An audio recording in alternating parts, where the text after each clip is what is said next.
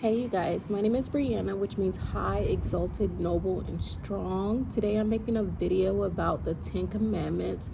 I'm making this video because after reading the 10 commandments, I feel like everybody has a just of the commandments and understanding of them, but a lot of us only really know about the fact that we shouldn't be stealing, we shouldn't be killing people, and adultery, but a lot of people don't know all of them, and I don't think that everybody takes them all seriously when all of them are looked at as equal in God's eyes. So I'm gonna make a video about it so you guys can hear about it and learn about it and take it seriously. So let's start out with number one. The first commandment is, thou shalt not worship any other gods. Guys, there is only one God. There is only one Lord. All these people have these other versions of God. No, there's only one God, the God that's represented in the Bible, and that is Jesus' dad, and that's who we should be following. All that other stuff, all that added stuff that people have in these religions and stuff, don't follow none of that. Follow one God. There's one God that you should be following, and the Bible explains him very, very well. So that's why you should be reading it for yourself, because it explains what he wants and what he needs from you, and his laws and his rules and his commands. There's one God. There's no other God, and God doesn't want you following other gods out here, and especially in this day and age. The celebrities got their other gods, which are just many different forms of the devil. I like Baal, and in the Bible there was one, his name started with an M. I put it right here. You know, a lot of different gods, which all are rooted from the devil, or the fallen angels. So there's a lot of talk about all these other gods, or within religions there's different things that they add on to it to try to represent God. But no, read that Bible and he'll let you know exactly what he wants from them. And there's only one God you should be worshiping, and one God that you should be following, and he takes that very, very, very seriously. That's why he puts the rules in the Bible, and that's why he brings it up so many times, because he wants it to be heard. He says it over and over again. I've noticed that with me reading the Bible. He keeps saying his commands over and over again. He keeps saying what he wants over and over again, because he wants you to know, I told you exactly what I wanted, and there's only one of me, and there's going to be a lot of false gods. He says that over and over again, and he does not want you worshiping those false gods, and that will make him really, really angry. Number two is going to be idolization. Thou shalt not idolize anything. And in the Bible it says a lot, don't idolize statues, posters, and objects. But as we have moved forward, it's also coming to people are idolizing themselves a lot. If you're thinking of yourself as higher than others, if you're not humbling yourself, a lot of times you're idolizing yourself. And that can also be rooted from a lot of lust. Number two, these celebrities. If you can't see these celebrities for what they are, 9 times out of 10, these celebrities are devil worshippers. I know Beyonce is a hard one to believe. I know J. Cole's a hard one to believe. I know Kendrick Lamar is a hard one for people to believe. But these people are devil worshippers. They say it in their music. They quote it in their music. Y'all, think about it. You personally, would you say something, even if it was just a song, if you weren't accepting of that thing? Would you say you did all this crazy stuff, worship the devil, if you were not doing it yourself? Just even if you were just singing it, why would you say that in your personal song? You get to view your song, you get to look over your song, but you're still going to say those disrespectful words about God in your songs? No. Realize that 9 times out of 10 these celebrities are worshiping the devil. And number three, these objects. If you're looking at certain objects as if you can't live without them, and you need them in your life, and if God takes them away, you would want to die, this will be the last of you, you're worshiping those objects. And God says that over and over again. He talks about the statues and posters and stuff more than anything. So make sure that you're able to let things go and be humble and see things for what they truly are. All right, so number three, y'all have to be careful, or we have to be careful how we speak and think. We can, with the words that we use, we can be setting curses out. So Number 3 commandment is God doesn't want us making empty promises on his name, like saying something as simple as saying you're trying to convince somebody that you're not lying, and then you're saying, I promise I put that on God. Y'all, God doesn't like that. Or this new phrase that's out, on God. Y'all, that's so disrespectful. Or, oh my God, y'all, that is so disrespectful to God. Be careful with the words that you choose, and you should be receiving conviction when you say those things. So make sure you choose your words wisely and don't be saying things like that, because God takes it very, very seriously. He doesn't play about his name, and you got to think about his name as powerful as it really is. That's God's name, and you just throwing it out like it ain't nothing. Disrespectful. And y'all see how on God is something that is in all these songs. It's a phrase now. Think about that. Why do you think it's that way? Because this is the devil's world, and he does things for a certain reason. And even, oh my God, how long has that been around? Where did that even come from? Think about it. He wants you doing these things to disrespect God. To disrespect God. The devil loves blasphemy. He wants to have people so manipulated that they don't even know when they're disrespecting God. But God takes that stuff very, very seriously. Number 4, I feel like people do not take the Sabbath day seriously. The Sabbath day is Saturday, y'all. It's not Sunday. Think about it. It is the 7th day of the week. Sunday is the first day of the week. So if you're ignoring that fact, you're ignoring a very important commandment to God. He repeats this so many times. He goes over in detail the Sabbath day very, very carefully, because he takes that day very, very important, because it's a holy day. I've even gotten to the point where I'm not going to even be drinking on that day, because I want my soul and my spirit to be completely open to God on that day. And I really want to be rested. I'm struggling with that because of being a flight attendant. Your schedule's all over the place. I'm doing my best to get off, especially being on reserve. It's hard to be off on Saturdays, but God takes being off on Saturdays, resting on Saturdays very, very, very seriously. Don't play about that day. A lot of people do not take it serious, but God takes it very, very serious. You are supposed to be resting on the Sabbath day. Think about it. How does the devil have it set up for Saturday? Saturday is that day that, yeah, you're off from work, but you go party, you drink, you're going out, you're not thinking about resting. You're thinking about going out, doing family events and things like that. So make sure that you're resting on the Sabbath day, because I'm telling you, in the Bible, when he talks about that Sabbath day, he goes into detail of how he wants you to be resting on that day.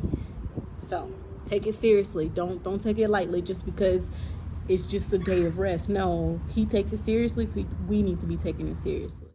Honor your mother and your father. All right, so right now, my whole life, I've had not the best relationship with my mother and father. My mom is like Jezebel, and my dad is like her husband, Abel. So we do not have the best relationship. But I've recently learned from my research that God still wants me to honor them. Basically, be thankful that they had me. Be thankful that I'm still here, and I was taken care of enough to the fact to where I could be a person, a child of God. Things like that. God's my father now. So either way, no matter what, all the stuff that I've been through, I will be okay. As long as you find God, you will always be okay, no matter what you've been through. So at the end of the day, you need to honor them, be thankful for them, be thankful that they had you, and let them be the people that they are. Do your best, even if the relationship's toxic, still love them from a distance, pray for them, and you still want them to find God. That's what's really going to change them. Hating them and wishing the worst for them is not going to better the situation or help them in any type of way, or even help you in any type of way. So let it be, still honor them, and move on, even if you gotta love them from a distance. It is what it is. On the other hand, God also doesn't want you worshiping your parents over worshiping him. That was a issue with the dynamic of my family as well. He, around the time that I was getting ready to get away from my narcissistic mother, there was a Bible verse, I'll put it here, about how you can't worship your mother and father more than you can't love your father and mother more than you love God, or worship them more than you worship God. The verse will be here. So you have to be careful with that, because my siblings fall victim to that. They see my mother's opinion more high than they see God's opinion. They see her as God, which is very, very dangerous as well. So yes, honor them, but don't praise them like they are God. Number 6 is don't commit murder. That's simple enough. Don't commit murder. It's a big sin to God. But think 2. You done? You done? All right, so it's don't commit murder, but this commandment is equal to all the rest of the commandments, y'all. This is not more serious than the other commandments. It's not bigger, smaller, nothing. It's equal to all of the rest. So don't think of it as more. God does take it, it does upset him, and I think that the commandments also upset God in different ways. I mean, like for honor your mother and father, he'll say you'll live a less life if you don't honor them, and you'll live a long, blessed life if you do honor them. Or when he's talking about idolization, he'll say that this angers him to where he will curse to your children, your grandchildren, your grandchildren's children, because you're idolizing things. So he'll get angry and react in different ways, but they're all equal, y'all. There's not one that's greater than the other. So if you take murder serious, take all the rest of them serious too. Ooh wee. Number 7. Number 7 is do not commit the sin of adultery, y'all. And that one is just a curse in itself. If you look at the world today, look how the devil has it set up. He knows that's an easy sin for people to fall for, because they are mistaking lust for love, and these celebrities, these people in this music are making people believe that they are just so lustful towards each other, when people are really just out here looking for love, and they're easily manipulated because they're not following God. So everybody out here sexing everybody. And y'all, the reason God don't want you sexing everybody, he only wants you sexing your husband, is because y'all, them strongholds are something serious. People leaving their demons within you after you have sex with them, it's something serious, something very, very difficult to get rid of once you get out of that situation. So when you see all these people out here tripping, there's people sometimes when you knew when they were younger and they were, cool, calm, and collected, but as they got older and they were the type of people that was just sexing all these people, and they just like have some serious mental issues, it can mean that they out here carrying other people's demons and they not getting rid of them. A lot of people don't even know about strongholds, don't even know that they're carrying other people's demons, don't even know that being delivered is something real, something serious, and something they have to do, and they don't even know how to get delivered from those demons. And y'all, prayer and fasting is the number one way. You can have somebody like a pastor, a priest, or a true follower of God help you get delivered from it, but praying and fasting is the most simplex way. It's what I've been doing, and y'all, I really been seeing myself get rid of these demons from my ex. And I've been sexually active with more people than my ex, and now that I've woken up, I don't want to touch nobody but my husband. Y'all, you don't want all them demons inside you. You don't know what people are carrying for real. You don't even really get to know people until a year and a half into even knowing them. You don't having sex with strangers is playing with fire. And I absolutely see why God don't want me doing it. And I absolutely see why he don't want others doing it. It's dangerous. And it's a soul transformation of just it's so impure for your soul and dangerous for your soul that you don't want to do that. You want to know who somebody is, what they're capable of, the demons that they have, even just to have a gist of it before you get that connected with somebody. You don't want all that in you. Take that one. Oh my gosh. Please, y'all. Please, please, please close your legs. Keep your stuff out of everybody, because you don't know people. You do not know people, and the devil, he using that one real loosely, and it's catching a lot of people. So do your best to get up out of that. Do your best to get delivered from the spirit of lust and things like that. And be careful too, because the devil likes to come to people in dreams. I haven't told nobody of this. I barely even thought about this, but the other night I feel like somebody was either in my room again or something, because I don't even know. But the next day I put my anointing oil all over my room again. But I was just having some weird dreams, and this has happened to me before, where being around lustful people, being in these freaking crash pads, and it's easy to have lustful dreams. Like last time, before the crash pads, the last time I had lustful dreams when I was living at my mother's house, and they have a lot. They deal with a lot of Jezebel there, so there's a lot of lustful spirits going around in that home. But just recently, I had a dream. Where I was participating in self acts, and it was just the devil. But it just was so realistic that I felt like when I woke up, I felt like that's what I was doing. And so I woke up, and it just went away, all of the spirit, and I was just like, okay, all right, you trying to get me in my dream, you think that's gonna work? And I just like prayed it off real quick, and then the next day I got my room back right.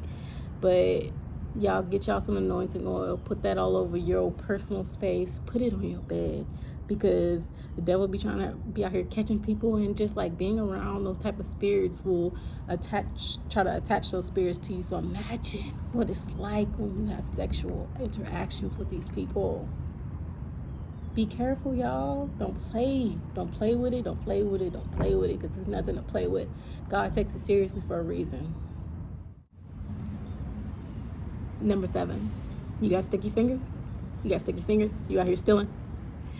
Number 7, thou shalt not steal.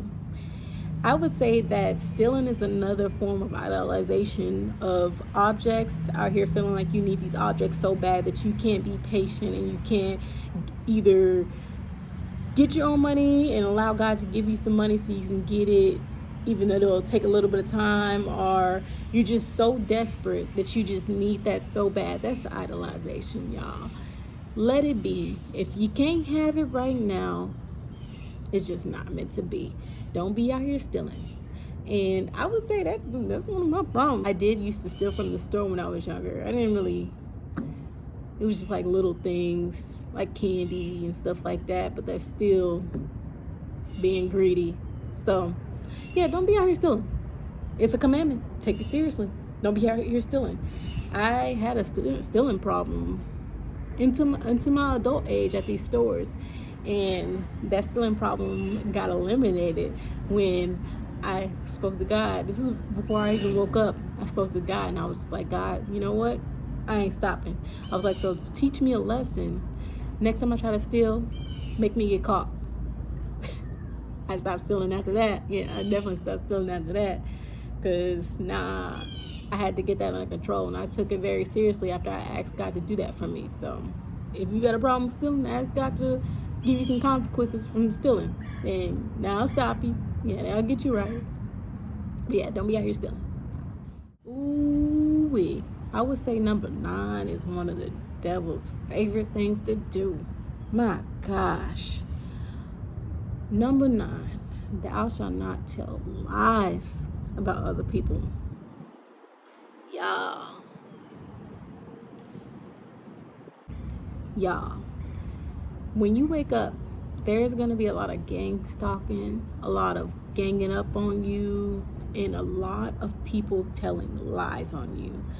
God does not like that. He made a whole commandment. Don't be out here lying on folks. And y'all, they will lie on you to make you seem like a bad person. Oh, they're going to tell so many lies about you. So many lies. And God had to get with me recently because a lot of that's been going on. People have been telling lies on me. And I've been coming forward to take up for myself, and because of their lies are so outrageous, I've been kind of stretching the truth a little bit so it doesn't seem as bad. I'm not even coming forward to tell what other people have been doing. I'm just coming forward to support myself and stand up for myself. And because of my truth sounding so basic, I have been stretching the truth a little bit so I can come up to the level of their lies. And so God had to get with me. He was like, no, that's not how we do.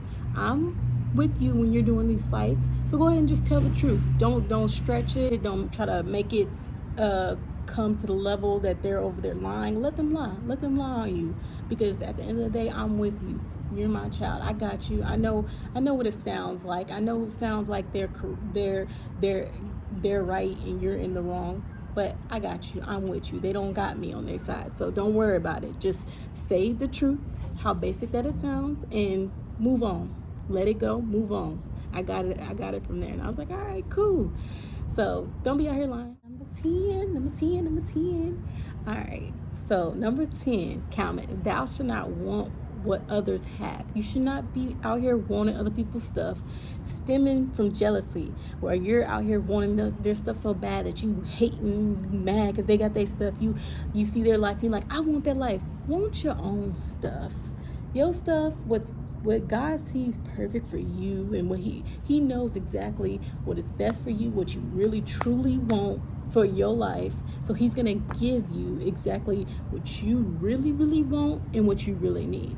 So don't be out here hating on other folks, want what other folks got a serious jealous spirit, mad because they got it, and be like, I can do better with what they got, and all this other stuff, wanting other people's men, house, belongings, all that other stuff. Mind your business. Be happy for those people. That's what is best for them. You don't know what they've been through, and God gave them that because it was best for them. Want your own stuff, and in due time, God's gonna give you yours. And when I read this one kind of hit me, because I was like, oh, I thought it was just jealousy. No, it's wanting other people's stuff. Like, even right now, riding a scooter to work and stuff, and I ain't got no car out here. In due time, God's gonna bless me with the car that's best for me, and I'm not gonna be struggling with this scooter anymore. But right now, I'm thankful to have this scooter, y'all. I'm not paying $10, $15, $20 for Uber to the airport and back. I got a whole scooter. And people that got their car, they got their own thing. They probably got payments and things like that they're dealing with right now that I ain't gotta deal with right now.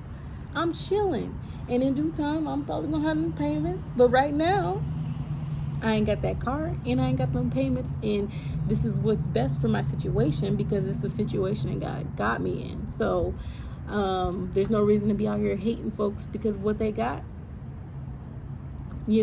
Sometimes. So it's new levels, new devils. And sometimes God only blesses you with enough that you can handle at that time and what you need at that time. So focus on what you got at that time. Be grateful for what you got at that time. And be happy for others.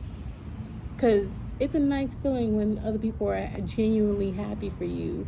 Because when you got it, you don't want to just have yourself when everybody's like hating you. Like, oh, who really loves that they can't have nobody that's happy for them? That everybody's just hating on them. They can't share their love for something that God blessed them with because everybody's just hating and being jealous of them. Be happy for others. Be truly, genuinely happy for others. And when your time comes, you'll be blessed with the same experiences. So yeah, that's all I have to say today. I really, really enjoyed this video. And I was thinking that God just didn't want me to talk about anything because I'm in a learning phase, because I am still in a learning phase. Topics are just coming to my head, but I'm like, God, I want to master that before I can post it. But like, God's been putting on, like, he puts topics on my head like all day long, and I'm just like, maybe that's just something I'm thinking about. But with this video, he had it on my head for like 3 days, and I'm just like, I was talking to him last night. I'm like, the topic came in my head. Maybe I'm just being self-righteous and thinking that this is something that I want to talk about. But I know that when I have this feeling of like genuine fire and genuine happiness when I'm making the video, I know it's meant to be with me talking about the topic. And I really enjoy talking about this topic. So I hope it touches people, because when I read the 10 Commandments, it really touched me. I thought they were different from what they are, and they're timeless, and it just makes you get with yourself too, like, ooh, oh, okay, well, you gonna talk about that too? But it's cool, and I appreciate them, and I appreciate how many times he talks about them. Thus far with me, I'm just in Deuteronomy, y'all, and he talks about his topics in depth, and he says over and over again, follow my laws and commands, and follow me with all your heart and your soul, and I will bless you. So these are very important to him. He wouldn't say it for no reason. He would keep going over it for no reason. So there's no way of getting out of what he said, because he keeps saying it. So, God doesn't do nothing for no reason. So yeah, that's all I have to say. Like and subscribe, and thank you guys so much for watching, and I'll see you guys in the next one. Peace. There goes the Blue Jay for this video, y'all. What the heck?